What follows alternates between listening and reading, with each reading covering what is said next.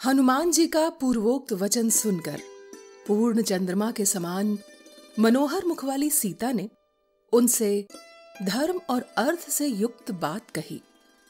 वानर, तुमने जो कहा कि श्री रघुनाथ जी का चित्त दूसरी ओर नहीं जाता और वे शोक में डूबे रहते हैं, तुम्हारा यह कथन मुझे विष मिश्रित अमृत के समान लगा है। कोई बड़े भारी ऐश्वर्य में स्थित हो अथवा अत्यंत भयंकर विपत्ति में पड़ा हो, काल मनुष्य को इस तरह खींच लेता है मानो उसे रस्सी में बांध रखा हो।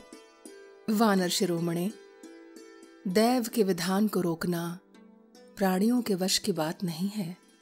उदाहरण के लिए सुमित्रा कुमार लक्ष्मण को, मुझको और श्री राम को ही देख लो। हम लोग किस तरह वियोग दुख से मोहित हो रहे हैं। समुद्र में नौका के नष्ट हो जाने पर अपने हाथों से तैरने वाले पराक्रमी पुरुष की भांति श्री रघुनाथ जी कैसे इस शोक सागर से पार होंगे।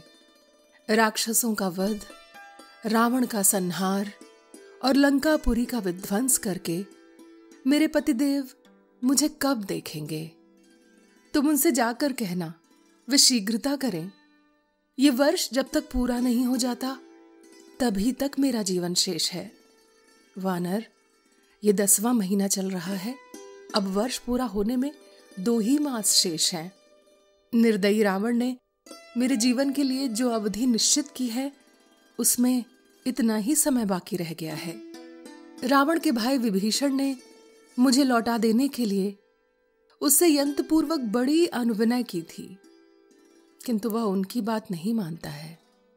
मेरा लौटाए जाना रावण को अच्छा नहीं लगता, क्योंकि वह काल के अधीन हो रहा है और युद्ध में मृत्यु उसे ढूंढ रही है। कपे, विभीषण की ज्येष्ठ पुत्री का नाम कला है।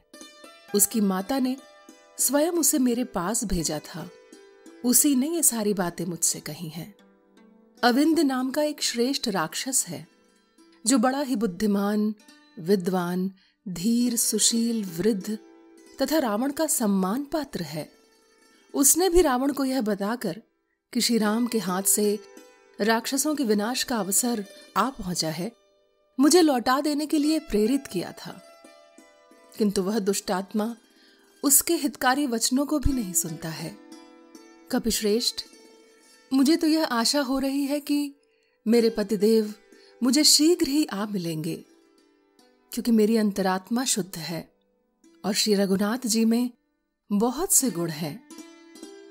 वानर, श्री रामचंद्र जी में उत्साह, पुरुषार्थ, बल, दयालुता, कृतज्ञता, पराक्रम और प्रभाव आदि सभी गुण विद्यमान हैं। जिन्होंने जनस्थान में अपने भाई की सहायता लिए बिना ही 14,000 राक्षसों का संहार कर डाला, उनसे कौन शत्रु भयभीत न होगा। श्री रामचंद्र जी पुरुषों में श्रेष्ठ हैं। वे संकटों से तोले या विचलित किए जाएं, ये सर्वथा असंभव है। जैसे पुलोम कन्या शची इंद्र के प्रभाव को जानती हैं, उसी तरह मैं श्री रघुनाथ जी की शक्ति सामर्थ्य को अच्छी तरह जानती हूं। कपिवर, शूरवीर भगवान श्री राम सूर्य के समान हैं। उनके बाण समूह ही उनकी किरणें हैं। वे उनके द्वारा शत्रुभूत राक्षस रूपी जल को शीघ्र ही सोख लेंगे। इतना कहते कहते सीता के मुख पर आंसुओं की धारा बह चली। वे श्री रामचंद्र जी के लिए शोक से पीड़ित हो रही थी। उस समय कपिवर हनुमान जी ने उनसे कहा, देवी, आप धैर्य धारण करें। मेरा वचन सुनते ही श्री रघुनाथ जी वानर और भालुओं की विशाल सेना लेकर शीघ्र यहां के लिए प्रस्थान कर देंगे, अथवा मैं अभी आपको इस राक्षस जनित दुख से छुटकारा दिला दूंगा। सती साध्वी देवी, आप मेरी पीठ पर बैठ जाइए। आपको पीठ पर बैठाकर मैं समुद्र को लांघ जाऊंगा। मुझ में रावण सहित सारी लंका को भी ढोले जाने की शक्ति है। मिथिलेश कुमारी, रघुनाथ जी प्रसरणगिरी पर्वत पर रहते हैं। मैं आज ही आपको उनके पास पहुंचा दूंगा। ठीक उसी तरह जैसे अग्निदेव हवन किए गए हविष्य को इंद्र की सेवा में ले जाते हैं, विदेह नंदिनी दैत्यों के वध के लिए उत्साह रखने वाले भगवान विष्णु की भांति राक्षसों के संहार के लिए सचेष्ट हुए श्री राम और लक्ष्मण का आप आज ही दर्शन करेंगी। आपके दर्शन का उत्साह मन में लिए महाबली श्री राम पर्वत शिखर पर अपने आश्रम में उसी प्रकार बैठे हैं जैसे देवराज इंद्र गजराज ऐरावत की पीठ पर विराजमान होते हैं। देवी, आप मेरी पीठ पर बैठिए। शोभने मेरे कथन की उपेक्षा न कीजिए। चंद्रमा से मिलने वाली रोहिणी की भांति आप श्री रामचंद्र जी के साथ मिलने का निश्चय कीजिए। मुझे भगवान श्री राम से मिलना है। इतना कहते ही आप चंद्रमा से रोहिणी की भांति श्री रघुनाथ जी से मिल जाएंगी। आप मेरी पीठ पर आरूढ़ होइए और आकाश मार्ग से ही महासागर को पार कीजिए। कल्याणी, मैं आपको लेकर जब यहां से चलूंगा उस समय समूचे लंका निवासी मिलकर भी मेरा पीछा नहीं कर सकते। विदेह नंदिनी, जिस प्रकार मैं यहां आया हूं उसी तरह आपको लेकर आकाश मार्ग से चला जाऊंगा, इसमें संदेह नहीं है। आप मेरा पराक्रम देखिए। वानर श्रेष्ठ हनुमान के मुख से यह अद्भुत वचन सुनकर मिथिलेश कुमारी सीता के सारे शरीर में हर्ष और विस्मय के कारण रोमांच हो आया। उन्होंने हनुमान जी से कहा, वानर यूथपति हनुमान, तुम इतने दूर के मार्ग पर मुझे कैसे ले चलना चाहते हो? तुम्हारे इस दुस्साहस को मैं वानरोचित चपलता ही समझती हूं। वानर शिरोमणे, तुम्हारा शरीर तो बहुत छोटा है, फिर तुम मुझे मेरे स्वामी महाराज श्री राम के पास ले जाने की इच्छा कैसे करते हो? सीता जी की यह बात सुनकर शोभाशाली पवन कुमार हनुमान ने इसे अपने लिए नया तिरस्कार ही माना। वे सोचने लगे, कजरारे नेत्रों वाली विदेह नंदिनी सीता मेरे बल और प्रभाव को नहीं जानती, इसीलिए आज मेरे उस रूप को जिसे मैं इच्छानुसार धारण कर लेता हूं, ये देख लें। ऐसा विचार करके शत्रुमर्दन वानर शिरोमणि हनुमान ने उस समय सीता को अपना स्वरूप दिखाया। वे बुद्धिमान कपिवर उस वृक्ष से नीचे कूद पड़े और सीता जी को विश्वास दिलाने के लिए बढ़ने लगे। बात की बात में उनका शरीर मेरु पर्वत के समान ऊंचा हो गया। वे प्रज्वलित अग्नि के समान तेजस्वी प्रतीत होने लगे। इस तरह विशाल रूप धारण करके वे वानर श्रेष्ठ हनुमान सीता जी के सामने खड़े हो गए। तत्पश्चात पर्वत के समान विशाल काय, तांबे के समान लाल मुख तथा वज्र के समान दाढ़ और नख वाले भयानक महाबली वानर वीर हनुमान विदेह नंदिनी से इस प्रकार बोले, देवी, मुझ में पर्वत, वन, अट्टालिका, चहार दीवारी और नगर द्वार सहित इस लंकापुरी को रावण के साथ ही उठा ले जाने की शक्ति है। अतः आप मेरे साथ चलने का निश्चय कर लीजिए। आपकी आशंका व्यर्थ है। देवी विदेह नंदिनी, आप मेरे साथ चलकर लक्ष्मण सहित श्री रघुनाथ जी का शोक दूर कीजिए। वायु के औरस पुत्र हनुमान जी को पर्वत के समान विशाल शरीर धारण किए देख प्रफुल्ल कमल दल के समान बड़े बड़े नेत्रों वाली जनक किशोरी ने उनसे कहा, महाकपे, मैं तुम्हारी शक्ति और पराक्रम को जानती हूं। वायु के समान तुम्हारी गति और अग्नि के समान तुम्हारा अद्भुत तेज है। वानर योत्पते, दूसरा कोई साधारण वानर अपार महासागर के पार की इस भूमि में कैसे आ सकता है? मैं जानती हूं तुम समुद्र पार करने और मुझे ले जाने में भी समर्थ हो, तथापि तुम्हारी तरह मुझे भी अपनी कार्य सिद्धि के विषय में अवश्य भली भांति विचार कर लेना चाहिए। कपिश्रेष्ठ, तुम्हारे साथ मेरा जाना किसी भी दृष्टि से उचित नहीं है। क्योंकि तुम्हारा वेग वायु के वेग के समान तीव्र है।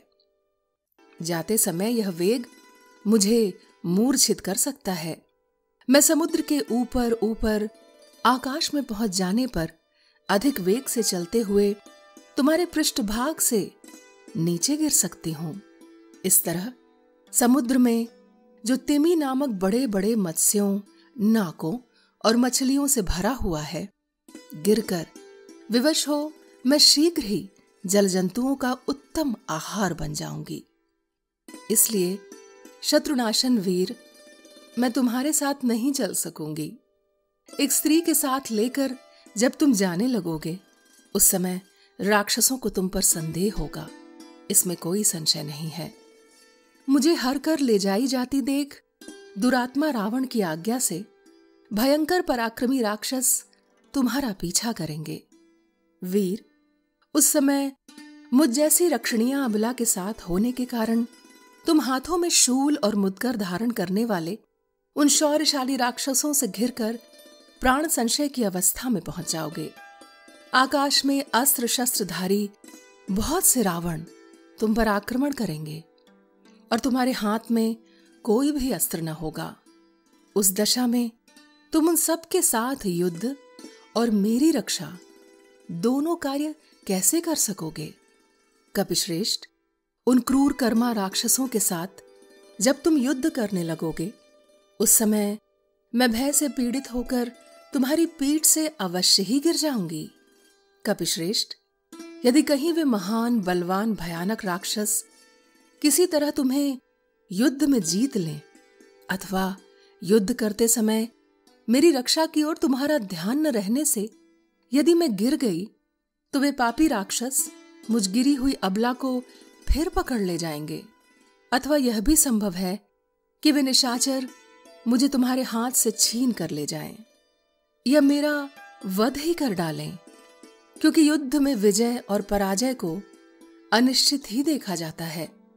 अथवा वानर शिरोमणे, यदि राक्षसों की अधिक डांट पड़ने पर मेरे प्राण निकल गए, तो फिर तुम्हारा यह सारा प्रयत्न निष्फल ही हो जाएगा। यद्यपि तुम भी संपूर्ण राक्षसों का संहार करने में समर्थ हो, तथापि तुम्हारे द्वारा राक्षसों का वध हो जाने पर श्री रघुनाथ जी के सुयश में बाधा आएगी। लोग यही कहेंगे कि श्री राम स्वयं कुछ भी न कर सके। अथवा यह भी संभव है कि राक्षस लोग मुझे ले जाकर किसी ऐसे गुप्त स्थान में रख दें जहां न तो वानरों को मेरा पता लगे और न श्री रघुनाथ जी को ही।